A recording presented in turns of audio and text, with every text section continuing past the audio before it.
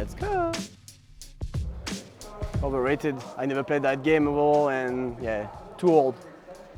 Overrated, underrated. If I would pick shit rated, I would pick that. But no. I didn't know you had.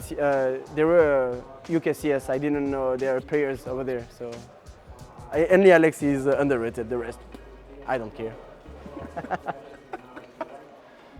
It's underrated because I think not enough player plays the weapon, and it's like way too powerful. So obviously for me, if we don't see everyone use that weapon, it's underrated. Right now, I would say a bit overrated because they not play as good as they did before. But let's wait before saying anything because they can come back and smash everyone as they did last few months before the summer break. Overrated, shit map. Unfortunately for the last few years, it's a bit overrated. But now they will come back at their own because they've always been one of the greatest country of Counter-Strike. Right now it's the same than Swedish. I feel that they're a bit overrated. They've not been playing that good for a year, I would say, and I hope as well, like Swedish, I love those people, I love those Brazilians, and I hope they're gonna come back at the top soon enough. The same than those two I said before. They're overrated right now because they obviously have one of the best lineup in the world. They have everything to work. But as I said before in the interviews, they lack an in-game leader for me because Nico is too good to get that. Very rated. For me, the god of CSGO. The guy has been here for years. He's been one of the 5 best players for years. So yeah, god. I think they're a bit underrated right now. Even if they just won New York, they're a really good team. They play even better than they were with Dabs, with Stanislaw. So I would say underrated.